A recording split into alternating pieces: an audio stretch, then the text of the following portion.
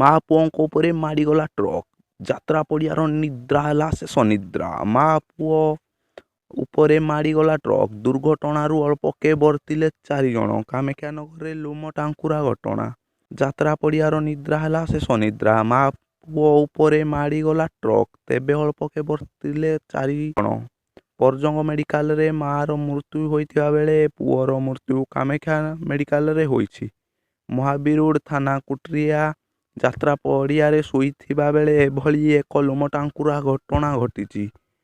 ମୃତକ ହେଲେ ମା ରୁନୁ ପ୍ରଧାନ ଓ ପୁଅ ଲିପୁ ପ୍ରଧାନ। ଯାତ୍ରା ପଡ଼ିଆରେ ବିଳମ୍ବିତ ରାତିରେ ରୁନୁ ପ୍ରଧାନ, ତାଙ୍କର ମା ଚିତ୍ର ପ୍ରଧାନ ଓ ଲିପୁ ପ୍ରଧାନଙ୍କ ସମସ୍ତେ 2ଟି ଛୁଆ ଓ କିଛି ଦୂରରେ ସ୍ୱାମୀ ତ୍ରିନାଥ ପ୍ରଧାନ ଶୋଇଥିବା ବେଳେ ଟ୍ରକ୍ଟି ମା ଓ ପୁଅ ଉପରେ ଚଢ଼ି ଯାଇଥିଲା। ତେବେ ଚିକିତ୍ସା ପାଇଁ ଉଭୟଙ୍କୁ କାମାକ୍ଷାନଗର ଓ ପରଜଙ୍ଗ ମେଡିକାଲକୁ ନିଆଯାଇଥିବା ବେଳେ ସେଠାରେ ତାଙ୍କର ଦୁହିଁଙ୍କର ମୃତ୍ୟୁ ଘଟିଛି।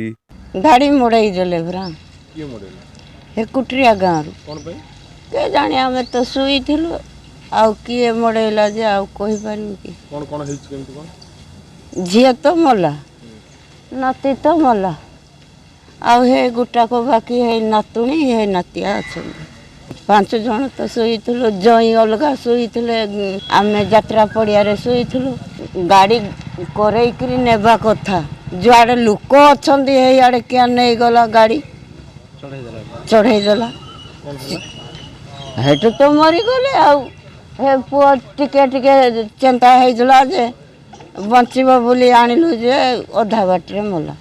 ପୂର୍ବରୁ ଆମ ଗ୍ରାମରେ ରହି ଆସୁଥିବା ମହୁ ସଂଗ୍ରହକାରୀ ଯାତ୍ରା ପଡ଼ିଆଠାରେ ଆଜକୁ ପ୍ରାୟ 1-1.5 ମାସ ପୂର୍ବରୁ ରହି ଆସୁଥିଲେ। କାଲି ରାତିରେ ଏକ ଦୁଃଖଦ ଘଟଣା।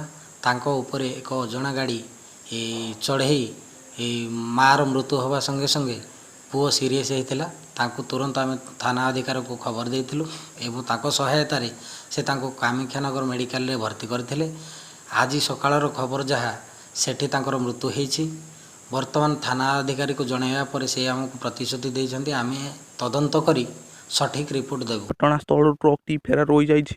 ସେମାନଙ୍କର ସମସ୍ତଙ୍କର ଘର ବେଲବସନ୍ତ ଗ୍ରାମରେ ହୋଇଥିବା ବେଳେ ସେମାନେ ମୂଲ କରିବା ସହ ବିଭିନ୍ନ ଗ୍ରାମକୁ ଯାଇ ଘର ବୁଲି ମାଗି କରି ଚଳିଥାନ୍ତି ଏବଂ ରାତିରେ ଆସି ଏହି ଯାତ୍ରା ପଡ଼ିଆରେ ଶୋଇଥାନ୍ତି। ଘଟଣାସ୍ଥଳରେ ପୁଲିସ ପହଞ୍ଚି ତଦନ୍ତ ଆରମ୍ଭ କରିଛି।